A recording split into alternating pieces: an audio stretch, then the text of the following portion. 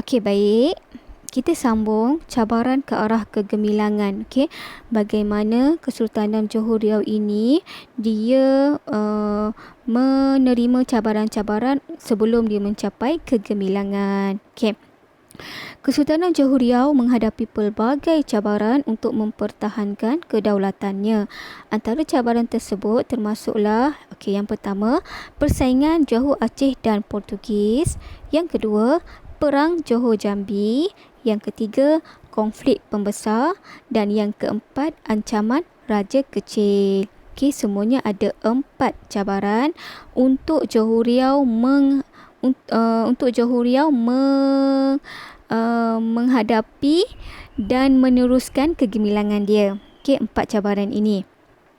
Okey, yang pertama, persaingan Johor Aceh. Okey, berlaku peperangan antara 3 kuasa ini, antara Johor, Aceh dan Portugis. Okey, kenapa mereka bersaing? Kenapa mereka berperang? Kerana mereka ingin menguasai perdagangan di Selat Melaka. Okey, berebut Selat Melaka sebenarnya. Okey, perang ini juga dikenali sebagai Perang Tiga Segi dan Perang 100 Tahun. Sebab perang ini berlaku selama 100 tahun. Okey. Peperangan ini berakhir apabila Johor dia memberi bantuan kepada Belanda untuk pergi kalahkan Portugis di Melaka dan dapat menguasai balik Melaka pada tahun 1641. Okey.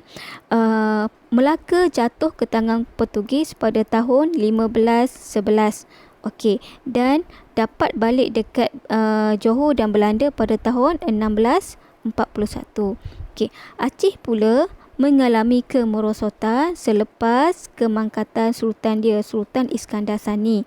Okey.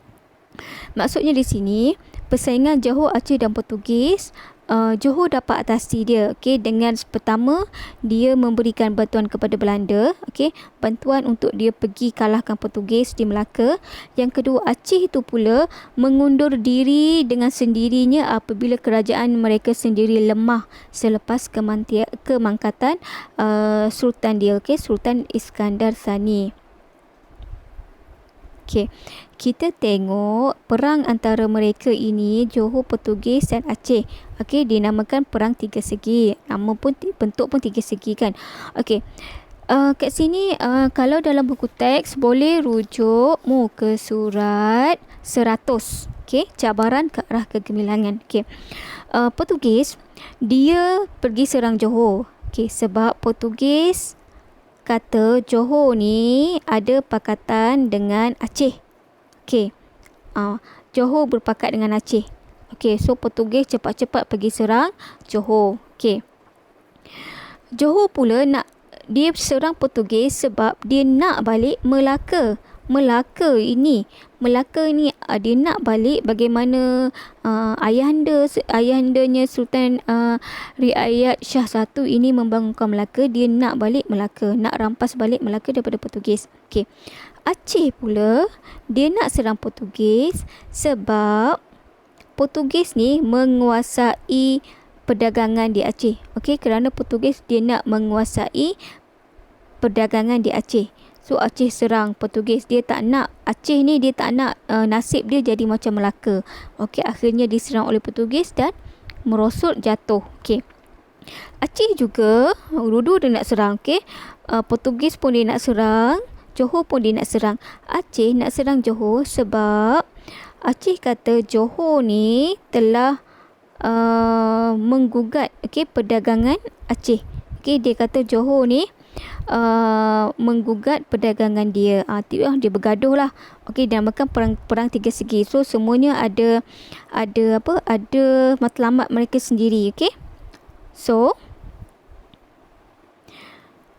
tadi bagaimana berakhir? Tadilah Portugis kalah kan. Portugis kalah sebab diserang oleh Belanda. Okey. Aceh pula kalah sebab kemangkatan Sultan dia. Okey, itu cabaran yang pertama. Cabaran yang kedua, perang antara Johor dan Jambi. Okey. Kenapa berlaku peperangan ini? Okey, Johor menuntut wilayah Tungkal. Okey, wilayah Tungkal ini daripada Kerajaan Jambi. Sebab wilayah Tungkal ini berada di bawah Kesultanan Melayu Melaka waktu itu. Okey.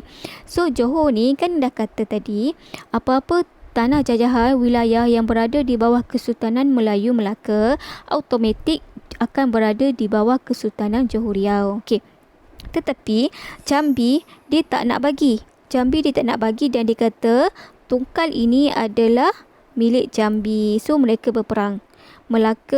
Johor dan Jambi ni berperang. Siapa menang siapa kalah?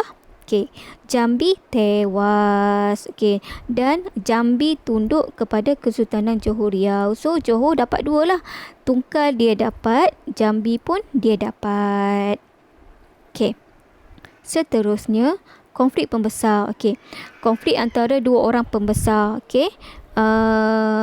Antara bendahara, Bendahara Tun Habib Abdul Majid dengan Laksamana Tun Abdul Jamil. Okey, dua orang ni pembesar di Kerajaan Johor Riau. Okey, mereka bergaduh sebab nak menguasai pemerintahan Kerajaan Johor Riau.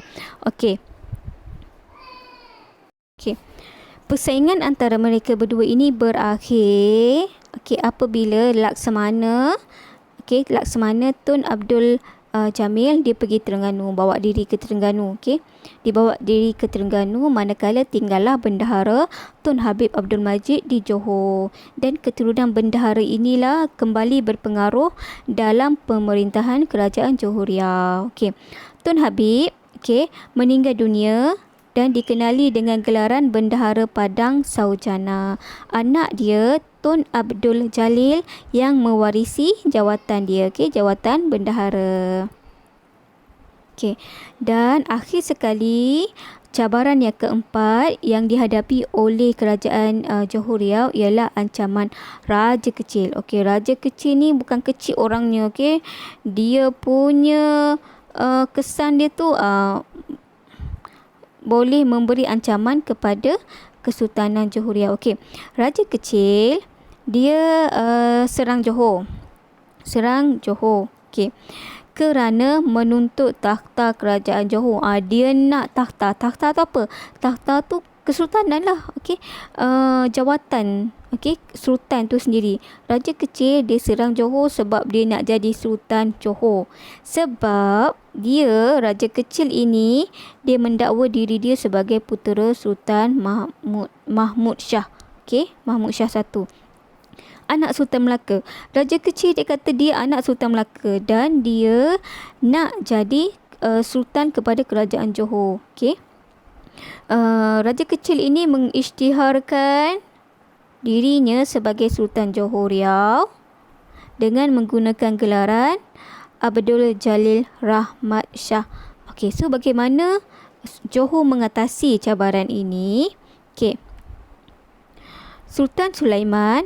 Raja Sulaiman ini, Raja Sulaiman ialah anak kepada Sultan Abdul Jalil Riayat Shah IV.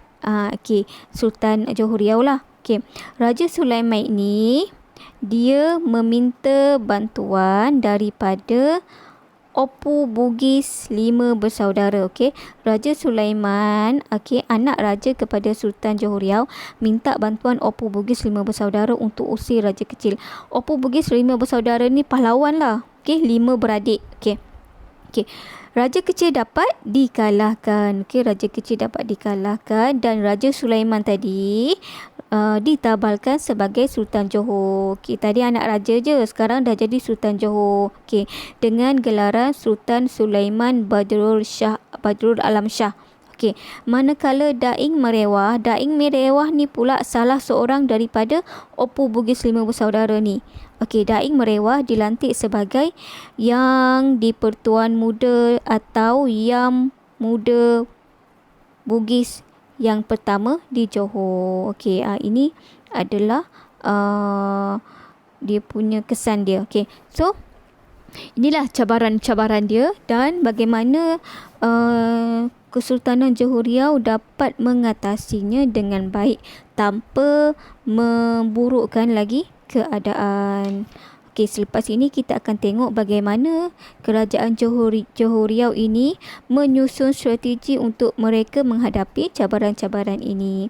Okey, untuk hari ini setakat ini sahaja. Okey, terima kasih.